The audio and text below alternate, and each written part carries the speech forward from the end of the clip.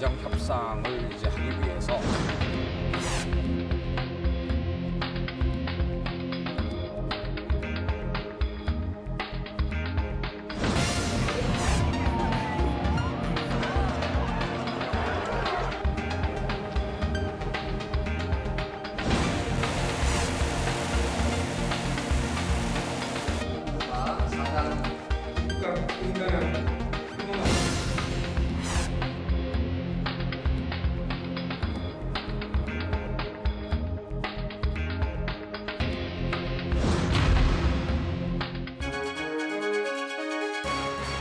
안녕하십니까. 바로 보는 TV 옴부즈맨 박송입니다.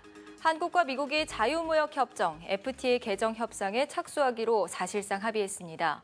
정부는 개정 협상을 우선 진행하되 최대한 우리의 이익을 지키는 쪽으로 결론을 내린 것으로 보입니다. 우리 언론도 국익을 우선하는 냉정하고 객관적인 보도를 해야겠습니다. 바로 보는 TV 옴부즈맨 첫 순서는 시청자 평가원이 한 주 동안 방송된 연합뉴스TV 보도 모니터 내용을 들어보는 연합뉴스TV를 말한다 시간입니다. 오늘은 뉴스 리뷰를 중심으로 이정훈 시청자 평가원이 모니터한 내용입니다.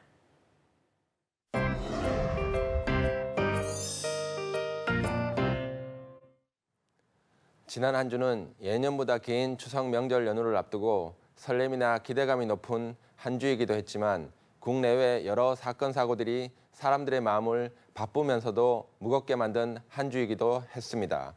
이번 주는 연합뉴스TV 뉴스 리뷰의 블랙리스트, 김영란법, 철원 총탄 사고 관련 보도 내용을 중심으로 말씀드리겠습니다. 지난주 연합뉴스TV는 블랙리스트 피해자들이 공식적으로 수사를 의뢰하면서 본격화된 이명박 정부 시절 블랙리스트 문건 수사와 이에 대한 여야 정치권, 특히 이명박 정부 인사들의 반응을 비중 있게 다루었습니다. 9월 25일 뉴스 리뷰에서는 소설가 황석영 씨와 방송인 김미화 씨가 문화체육관광부 블랙리스트 진상조사위원회에 공개적으로 조사 신청서를 제출했다고 보도했습니다. 황 작가는 2011년 대선에서 야권 단일화 운동에 나섰고 국민연대의 공동대표를 맡은 뒤 온라인 공격이 더 집요해졌고 방북 직후에는 자신이 작사한 님을 위한 행진곡이 김일성의 지령을 받아 만든 것이라고 왜곡되었다고 주장했습니다. 황 작가는 2014년부터 매년 검찰 측의 수사 목적 요청으로 금융거래 정보가 제공된 이유 등 모두 3가지의 사실을 확인하고 싶다는 입장이고 검찰에서 참고인으로 조사를 받은 방송인 김미아 씨는 국정원에서 작성한 본인에 대한 방대한 양의 서류에 분노했다고 전했습니다. 진상조사위원회는 두 사람의 증언으로 더 많은 피해 문화예술인들이 진상조사에 참여하는 계기가 되기를 기대하고 있다고 밝혔습니다. 9월 28일 뉴스 리뷰에서는 최근 문학의 블랙리스트를 비롯한 각종 고소가 이어지는 가운데 처음으로 나온 이명박 전 대통령의 공식 입장을 보도했습니다. 이 전 대통령은 최근 안보와 경제 위기가 심각한 상태라고 평가하면서 최근 제기된 각종 의혹은 국익을 해치는 퇴행적 시도이고 성공하지 못할 것이라는 입장을 내놓았습니다. 또 이 전 대통령은 때가 되면 국민 여러분께 말씀드릴 기회가 있을 것이라며 계속된 의혹 제기가 이어질 경우 추가 대응에 나설 뜻을 시사했습니다. 자유한국당 정진석 의원은 민주당 적폐청산위원회가 이명박 정부 당시 작성된 것으로 추정되는 문건을 공개한 것은 치졸한 정치보복이라고 주장했다는 보도로 이어졌습니다. 9월 29일 뉴스 리뷰에서는 이명박 정부 시절 국정원의 방송장악과 문화예술계 블랙리스트 수사와 관련해 방송사 내부 관계자들로 수사를 확대하고 있다고 전하면서 정치인과 교수 등에 대한 국정원의 자합 시도에 대한 수사도 착수할 예정이라고 보도했습니다. 검찰이 지난 2011년 MBC 라디오 시사 프로그램을 진행하던 방송인 김미아 씨가 문화예술계 블랙리스트에 포함되면서 방송을 하차하게 된 경위와 MBC 한학수 PD가 2012년 파업 이후 일선에서 배제된 경우에 대해서도 조사하고 있다고 전했습니다. 블랙리스트와 관련해 이명박 정부 당시 문화체육관광부 관계자들에 대한 조사도 일부 진행 중이라고 보도했습니다. 같은 날 뉴스 리뷰에서는 자유한국당은 민주당 적폐청산위원회 활동을 정치보복이라고 비판하면서 이명박 정부 이전의 국정원도 함께 파헤쳐야 한다고 주장한 내용을 전했습니다. 이명박 정부 김두우 전 청와대 홍보수석도 최근 검찰의 수사는 표적 수사이며 우리 정치사에서 정치보복은 성공한 적이 없다고 말했습니다. 반면 정두원 전 의원은 블랙리스트와 관련해 이 전 대통령도 알고 있었을 것이라며 결국 검찰 조사를 받게 될 것이라고 보도했습니다. 지난주 연합뉴스TV의 블랙리스트 수사 관련 보도는 대체로 관련자들의 주장이나 의견을 중심으로 이루어졌다고 할 수 있습니다. 전반적인 뉴스의 구성은 블랙리스트 피해자라고 주장하는 측과 이에 반하는 의견을 주장하는 측의 의견이 물리적으로 공평하게 제시하는 형태였다고 할 수 있습니다. 예술계 블랙리스트는 현재 검찰의 조사가 진행 중인 사안인데다 관련자들의 주장이 첨예하게 대립되는 사안이라고 할 수 있습니다.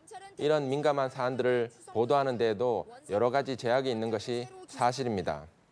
하지만 주장이 첨예하게 대립되는 사안에 대해서 일본 시청자들이나 국민들은 해당 사안을 이해하기 위해 언론이나 뉴스에 더 의지하게 되는 것도 현실입니다. 이런 상황에서 보도의 내용이 양측의 주장만을 단순하게 제시하는 것에 그친다면 시청자들은 해당 사안의 정치적, 법적 의미와 파급력을 명확하게 이해하기 어려울 수 있습니다. 뉴스는 제시된 양측 주장에 대한 검증이나 주장 등의 맥락을 보다 분석적으로 제시할 필요가 있습니다. 서로 모순되는 주장 중에서 어떤 주장이나 사실들이 보다 더 중요하고 신뢰할 수 있는지 판단할 수 있는 기본적인 정보는 제공하는 것이 필요합니다. 지난주 연합뉴스TV에서는 흔히 김영란법이라고 불리는 청탁금지법이 시행된 지 1주년이 되면서 이 법의 사회적 의미와 법의 시행으로 일어난 변화나 영향을 살펴보는 보도를 하였습니다. 9월 25일 뉴스리뷰에서는 청탁금지법 시행 1년 기념 심포지움 기조연설에서 김영란 교수는 한국 사회가 변화의 문턱에 있었기 때문에 청탁금지법의 입법이 이루어졌고 여전히 많은 국민들의 지지를 받고 있다고 평가했다고 전했습니다. 김 교수는 이 법이 청탁 등을 통한 사적 신뢰가 아닌 공적 신뢰를 쌓기 위한 것이라고 지적하면서 사람들이 청탁을 거절할 수 있는 근거가 될 것을 목적으로 만들어졌다고 강조했습니다. 김 교수는 이해충돌 방지 조약이 입법 과정에서 제외된 데 대한 아쉬움을 표하면서 이 법이 익숙하게 해온 일들이 다른 사람들에겐 불공정하게 작용되는지 다시 한번 생각하는 계기를 제공할 수 있다는 점을 강조했다고 전했습니다. 반면 일각에서는 식사와 선물, 부조 금액 상한선인 3, 5, 10만 원을 올려야 한다는 주장이 꾸준히 나오고 있는 상황이라고 지적했습니다. 9월 27일 뉴스리뷰에서는 이른바 김영란법으로 불리는 부정청탁금지법이 시행된 지 1년 만에 생긴 변화에 대해 보도하였습니다. 상위 500대 기업 가운데 접대비를 분리 공시한 139개사를 대상으로 조사한 결과 올 상반기 접대비는 총 970억 원으로 집계되었고 부정청탁금지법 시행 이전인 지난해 상반기보다 15% 줄어든 수치라고 분석했습니다. 제약업계의 접대비 감소 폭이 두드러진 가운데 기업 4곳 가운데 3곳이 접대비를 줄인 것으로 나타났다고 보도했습니다. 같은 기간 이들 기업의 매출은 13조 3천여억 원으로 6.3% 증가했고 접대비를 가장 많이 줄인 유한양행은 제약업계 처음으로 상반기 매출 7천억 원을 돌파했다고 보도했습니다. 반면 법 시행 이후 오히려 접대비를 늘린 기업도 37곳으로 미래에셋캐피탈은 2배, 롯데케미칼은 67%, 서희건설은 49% 늘린 것으로 나타났다고 보도했습니다. 접대비는 기업 경영에 영향을 미치지만 공시 의무는 없다 보니 삼성전자와 현대차, LG전자, 포스코 등 상당수 기업은 공시하지 않았다고 설명했습니다. 김영란법은 법 제정 초기부터 시행된 지금까지도 여러 논란이 끊임없이 이어지고 있다는 점을 감안한다면 법 시행 1년을 맞아 관련된 쟁점을 짚어보고 법 시행으로 일어난 사회적 변화를 살펴보는 것은 시기적절한 보도였다고 평가할 수 있습니다. 김영란법의 입법 의도나 철학을 한 번 더 상기하고 시청자들이나 국민들에게 설명하는 계기를 마련했다는 점에서 매우 긍정적이라고 할 수 있고 단순히 도덕적이거나 규범적 평가만이 아니라 국내 산업에 미치는 긍정적 요인에 대한 실증적 분석을 포함한 것도 매우 유익한 접근법이라고 할 수 있습니다. 다만 이번 주 연합뉴스TV의 보도는 김영란법이 가지고 있는 복합성을 이해할 수 있는 폭넓고 다양한 논의를 제시하기보다는 상대적으로 단순하게 김영란법이 가지는 긍정적 효과에 집중하면서 김영란법의 현실적 제약을 지적하거나 주요 논쟁들에 대한 논의를 포함하지 않은 점은 아쉬운 점이라고 할 수 있습니다. 다음은 강원도 철원군 부대에서 발생한 병사 사망사고 보도 관련 모니터 내용입니다. 이 사건에 대한 단순한 설명과 군 당국의 입장과 조사 진행 사항을 설명하는 보도가 주를 이루었습니다.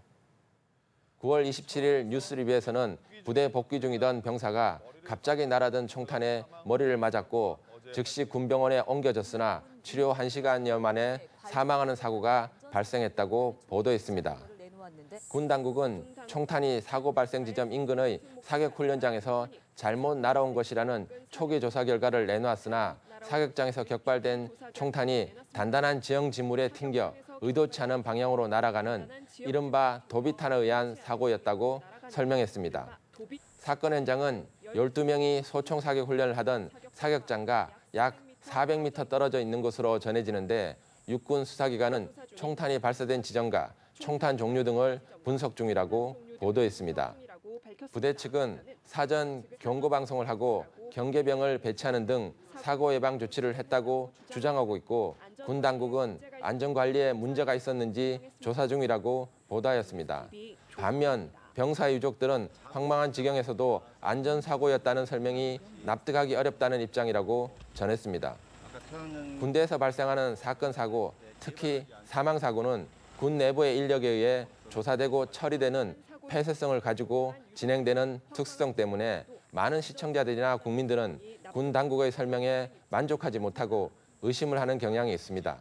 따라서 이런 문제를 다룰 땐 언론은 피해자나 관련자들을 대신해서 보다 구체적이고 실증적인 질문을 던지고 관련 해답을 스스로 해결해 가는 것이 필요한데 이번 주 연합뉴스TV는 군 당국의 설명을 중심으로 해서 단순 사실 보도 위주로 정리해서 보도하였습니다.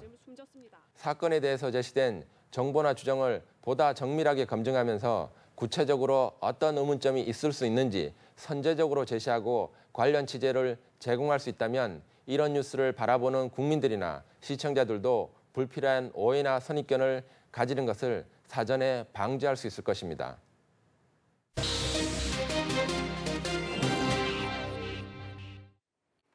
이번 순서는 주말에 방영되는 제작 프로그램을 대학생의 시선으로 분석하고 평가한 내용을 들어보는 캠퍼스 TV 리포트 시간입니다. 이번 주는 이화여자대학교 커뮤니케이션 미디어학과 박재현 학생 나와 있습니다. 안녕하세요. 안녕하세요. 네, 지난주에 어떤 프로그램 모니터하셨나요? 네, 저는 지난 1일에 방영한 명품 리포트 맥을 모니터했습니다. 명품 리포트 맥은 매주 일요일 오전 8시 30분에 방영하는 프로그램으로 보도국 기자들의 날카로운 분석과 입체적인 전망을 통해 정치, 경제, 사회 전반의 속살을 가감없이 살펴보고 한 주간 뉴스의 맥을 다각도로 짚어볼 수 있었습니다. 그럼 자세한 모니터 내용 지금부터 전해드리겠습니다. 첫 번째 코너인 여의도 족집게에서는 문재인 대통령과 4당 대표 간 회동에 대해 다뤘습니다. 먼저 앵커가 다룰 소식을 간략히 키워드로 요약해 전달해 주었는데요. 어떤 내용이 나올지 예상하며 들을 수 있어 좋았습니다. 정치에서 협치를 이루는 것은 정권마다 난제였는데요. 이번 문재인 대통령과 여야 4당 대표의 만찬 회동에서 대표자들의 의견이 차례대로 나온 것에서 모두 국가 안보에 대해 중요점을 두고 있음을 알 수 있었습니다. 불안감을 덜어줄 수 있는 방도를 찾아야만 합니다.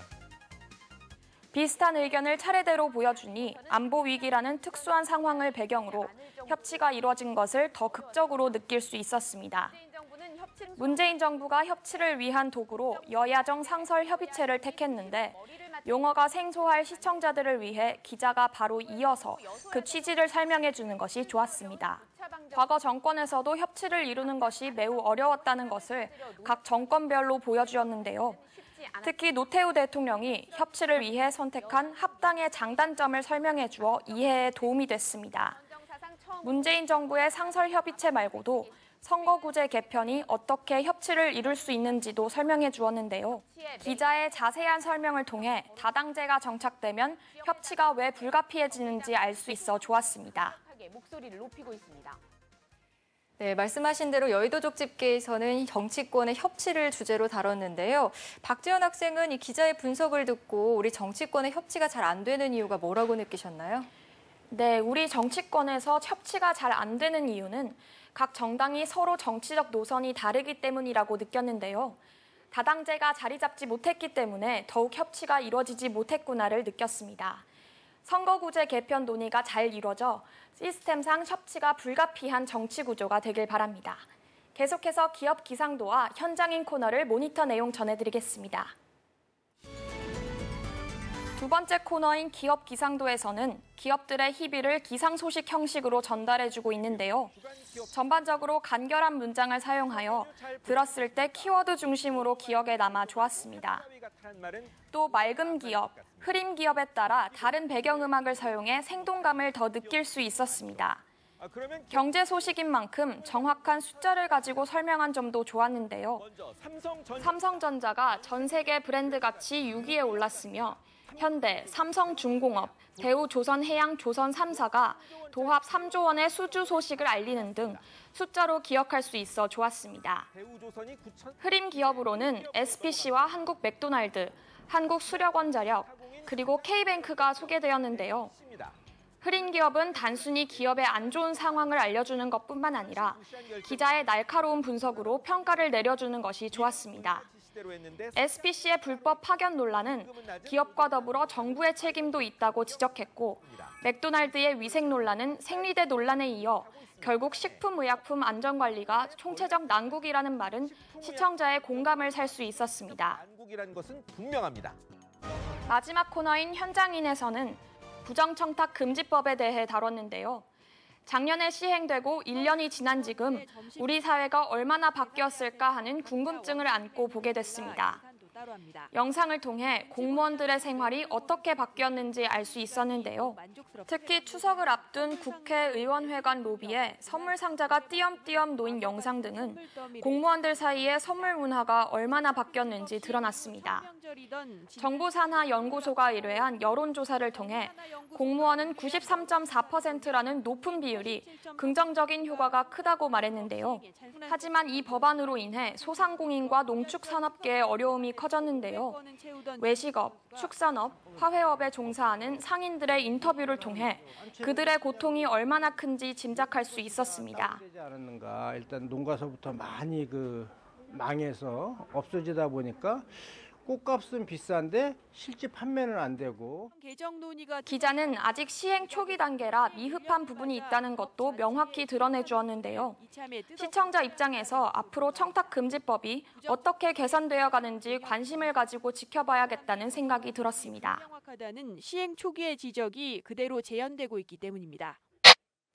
네, 명품 리포트맥 모니터 내용 잘 봤습니다. 박지원 학생은 세 코너 중에서 어떤 코너가 가장 인상이 깊었나요? 네, 저는 현장인이 가장 인상 깊었습니다. 법이 시행되고 그 이후는 어떤 변화가 있었는지 잘 모르고 있는 경우가 대부분인데요. 이 코너에선 부정청탁금지법이 시행되고 나서 변화된 공무원들의 생활을 볼 수 있어 좋았습니다. 또 앞으로 법이 어떻게 개선되면 좋을지에 대해 제시해 준 점도 인상 깊었습니다. 네, 수고 많았습니다. 지금까지 이화여자대학교 커뮤니케이션 미디어학과 박지원 학생이었습니다. 고맙습니다. 감사합니다.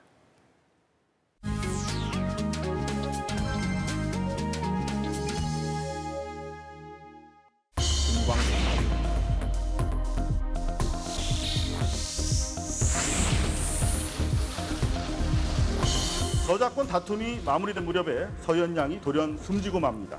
이번에도 목격자는 바로 서혜순 씨였습니다.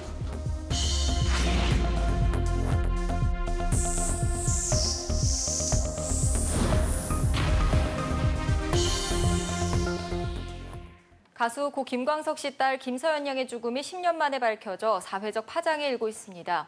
또한 김광석 씨 사망 사건 또한 재조사되어야 한다고 일부에서 주장하고 있는데요. 이런 가운데 고 김광석 씨 친형이 김서연 양 모친인 서혜순 씨를 상대로 서연 양 사망 관련 고발장을 제출해서 경찰의 조사를 받았습니다. 오늘 TV와 비평에서는 최근 고 김광석 씨 부녀 사망 의혹에 대해 우리 언론에서는 어떻게 보도하고 있는지 자세한 이야기 나눠보도록 하겠습니다. 지방행정교육원 미디어 커뮤니케이션 김진숙 교수 함께하겠습니다. 어서 오십시오. 네, 안녕하세요. 네, 10년 만에 김서연 양의 사망이 밝혀지면서 고 김광석 씨의 사망 사건 의혹도 다시 불거지고 있습니다.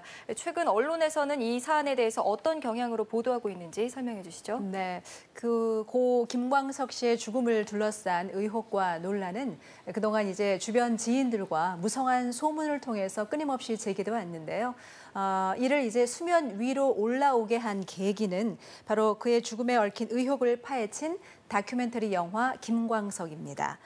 이 영화를 만든 이상호 감독은 이제 MBC 기자 출신으로 1996년 1월 6일 김광석의 사망 당시부터 21년 동안의 취재 노트를 통해서 영화 김광석을 이제 완성시켰습니다. 저도 이제 추석 연휴 기간에 이 영화를 봤는데요. 김광석 씨의 죽음이 뭐 자살이냐 타살이냐를 떠나서 그가 남긴 이제 절절한 노래와 안타까운 죽음이 주는 여운은 쉽게 잊혀지진 않을 것 같습니다.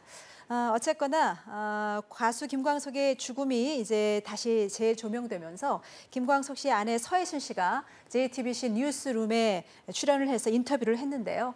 서 씨의 석연치 않은 말들이 논란을 더욱 키운 결과를 낳았습니다. 이번 쟁점은 서혜순 씨가 딸 서연 양의 사망 사실을 지난 10년 동안 주변에 알리지 않은 것입니다. 딸의 사망 당시 진행 중이던 소송 결과에 의도적으로 영향을 미치기 위한 것이 아니냐는 그런 의혹인 것이죠. 김광석 씨와 관련된 사건이 국민적 관심이 돼버린 상황에서 딸 서연 양의 죽음 등 이제 돌발 변수까지 발생을 하자 이에 대한 재수사가 이루어지는 등 진실을 향한 후속 조치도 이어지고 있습니다. 언론에서는 그동안 제기돼 왔던 의혹에 대한 추적과 쟁점들을 집중 보도하고 있습니다. 특히 김광석 법에 대한 이제 관심이 높아지고 있는 상황인데요. 김광석 법이란 공소시효가 지난 의문사에 대해서 이제 재수사를 가능케 할 수 있는 법이어서 그 진행 과정과 결과에 귀추가 주목되고 있습니다. 네. 서혜순 씨는 그 당시 경황이 없어서 딸의 죽음을 알리지 않았다라고 지금 해명을 하고 있는데 김광석 씨 친형 측에서는 2007년 당시 김광석 씨 음악에 대한 저작권 소송이 진행 중이었기 때문에 네. 딸의 사망을 숨겼다 이렇게 주장하고 있는 상황입니다. 그렇다면 당시 김광석 씨 음악 저작권을 둘러싼 재판 과정 또 문제점에 대해서 우리 언론에서는 어떻게 보도하고 있습니까? 김광석 씨가 남긴 곡들에 대한 저작권과 또 저작 인접권에 대한 소유권 을 놓고 김 씨의 친형과 부인 서혜순 씨 간의 치열한 공방이 드디어 시작이 됐습니다. 현재 소유권은 서혜순 씨가 가지고 있지만 딸 서연 양의 사망 사건을 숨긴 채 저작권 소송을 한 것으로 이제 드러나면서 김광석 씨의 친형이 이제 소유권을 되찾겠다고 나선 상황인 것이죠. 이 모든 의혹의 중심에 서 있는 이제 서혜순 씨가 그동안 왜 이런 일을 벌였는지 이제 추측성 기사가 넘쳐났는데요. 김광석 씨가 남긴 엄청난 저작권 때문이라는 그런 의혹이 제기되고 있습니다. 거의 모든 언론 매체에서는 비슷비슷한 제목으로 관련 내용을 전했습니다. 서혜순 씨가 20년 동안 김광석 씨의 음반 저작권으로 어떤 수입으로 벌어들인 돈이 얼마다, 뮤지컬 등 로열티도 엄청나다 하는 등의 제목이 이제 부각되면서 의혹에 이제 심증을 더하는 그런 기사가 많았습니다. 하지만 막상 딸의 죽음을 숨겼다고 해도 딸의 죽음과 관련된 소송에는 큰 영향이 없을 것이다라는 법조계의 분석을 전하는 기사들도 있었습니다. 서혜순 씨는 자신에 대한 이때 의혹이 증폭되자 딸 서연 양의 부검 감정서와 편지 등을 이제 공개했습니다. TV조선이 이를 전했는데요. 서혜순 씨로부터 입수한 그 서연 양의 부검 감정서에 따르면 서연 양의 사인은 폐 질환으로 보는 것이 합리적이라고 적혀 있고요. 또 물리적 학대 등을 추정할 수 있는 외상은 없는 것으로 보인다라고 분석되어 있습니다. 네, 이런 가운데 영화 김광석을 제작한 이상호 기자는 2000년 8월 이전의 변사 사건에 대해서는 일명 김광석법의 그 개정안이 필요하다고 이야기를 하고 있습니다. 지금 우리 언론에서는 이 김광석 씨 사망 사건 또 김광석법 발의에 대해서는 어떻게 보도를 하고 있습니까? 네, 말씀하신 것처럼 국회에서는 이제 김광석법 입법이 추진되고 있습니다. 김광석 법에 대해서 이제 간략하게 좀 설명을 드리자면 2000년 8월 이전 변사 사건에 대해서는 이제 공소시효가 만료돼서 수사가 불가능하기 때문에 새로운 단서가 발견이 되면 재수사를 할 수 있도록 하자는 게 이제 취지입니다. 이 법을 추진 중인 민주당 안민석 의원이 서현양의 타살 의혹 재수사를 촉구하는 이제 고발장을 서울지검에 접수하기도 했었죠. 김광석 죽음의 어떤 새로운 국면이라고 할 수 있는 딸의 사망 소식이 10년 만에 밝혀지면서 타살적 의혹이 불거졌지만 당시 두 사람의 부검에 관여했거나 결과를 분석한 법의학자들은 과학적인 사실을 의혹만으로 뒤집을 수는 없는 일이라면서 반박하고 나섰습니다. 조선일보는 법의학자들과 부검의의 말을 인용해서 김광석의 죽음에서 출혈 등 타살 증거가 없다는 내용을 실었고요. 또 딸 서현양의 학대나 방치 의혹에 대해서도 몸에 상처나 멍이 발견되지 않았다는 이제 보도를 통해서 인터넷에 떠돌고 있는 독살설을 일축했습니다. 경향신문은 추석 연휴 이후에 서현양의 사망 사건의 진상이 드러날 것으로 보인다면서 공소시효가 지난 김광석 씨 사망 사건도 형사소송법을 개정해서 이제 재조사해야 한다는 온라인상의 청원 내용을 싣기도 했습니다. 공소시효의 이제 당초 취지는 수사 행정상 필요한 것이죠. 하지만 이제 의문사나 미제 사건에 대해서 재수사를 해야 한다는데 공감하는 의견도 상당히 많이 있습니다.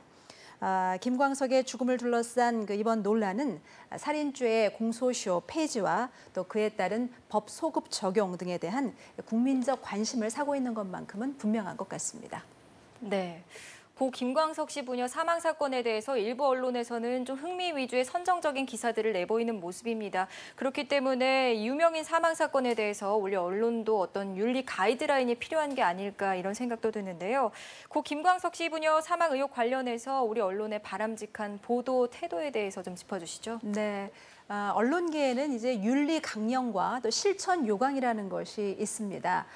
최근 들어서 어떤 인터넷 뉴스 같은 것이 여론 형성에 큰 변화를 가져왔기 때문에 윤리적 가이드라인이 굉장히 중요한 시점이라고 봅니다. 타 언론사의 보도를 이제 표절한다거나 아니면 자살 보도를 무분별하게 다루는 그런 것들을 좀 짚어볼 필요가 있겠습니다. 특히 언론 보도에 있어서 신중해야 하는 점이라면 객관적인 사실인지 아니면 의견인지를 분명하게 구별해야 될 것으로 보입니다. 이것이 잘못 뒤섞이게 되면 더 큰 혼란을 야기할 수 있기 때문입니다. 이번 사건의 보도 내용을 보면 관련 기사는 넘쳐나지만 내용은 대부분 거기서 거기고 주로 단편적인 기사가 많았던 것 같습니다. 주로 서해순 씨가 출연한 방송 인터뷰의 내용을 분석한 추측성 기사이거나 아니면 서 씨가 어떤 자신의 억울한 입장을 토로하는 기자회견문을 전제로 해서 참고하는 그런 식인 것이죠. 김광석 영화에 등장하는 타살 의혹의 주장을 기본 전제로 해서 이것이 사실인지를 확인하는 작업에 몰두하는 모습도 보였습니다. 확인되지 않은 상당수의 내용이 이미 일파만파로 퍼져나간 상황이 돼버렸습니다. 특히 서해순 씨의 사생활을 둘러싼 선정적인 보도도 많았는데요. 막장 드라마식의 이러한 미디어 선정주의는 시청률 경쟁에 불을 붙이고 또 이를 악용하는 일부 뉴스메이커들은 더 강한 인상을 남기기 위해서 앞뒤를 이제 가리지 않는 악순환이 반복되는 것이죠. 잡다한 뉴스거리는 많지만 정작 굉장히 중요한 메시지는 없었던 것이 또 사실이지 않나 싶습니다. 따라서 언론에서는 진실 여부를 확인하는 과정이 반드시 필요할 것입니다. 모든 사건은 이제 심증으로 추적을 하더라도 심증만으로 해결되는 것은 아무것도 없습니다. 경찰이 곧 서해순 씨를 소환해서 조사를 한다고 하니까요. 진실을 밝혀지기를 바라는 마음으로 차분하게 수사 결과를 좀 지켜봐야 되겠습니다. 사건의 당사자인 석 씨 역시 변명만 일관하는 모습을 보여줄 것이 아니라 이번 사건을 계기로 좀 자신을 돌아보는 그런 기회로 삼았으면 좋겠습니다. 네, 오늘 말씀 잘 들었습니다. 지금까지 지방행정교육원 미디어 커뮤니케이션 김진수 교수였습니다. 고맙습니다. 네, 감사합니다. 민족 최대 명절 추석날에도 위안부 할머니들의 정기 수요 집회는 멈추지 않았습니다. 이날 집회는 1303번째로 25년간 한 주도 거르지 않고 일본 대사관 앞에서 열리고 있습니다. 또한 한일 위안부 합의 폐지를 요구하며 시작된 노숙농성은 소녀상과 함께 640일이 넘게 이어오고 있습니다. 이들의 외침에 대한 응답이 하루빨리 이뤄지길 바라보겠습니다.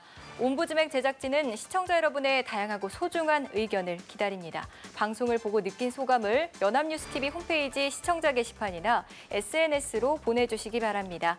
저희는 다음 주에 다시 찾아뵙겠습니다. 감사합니다.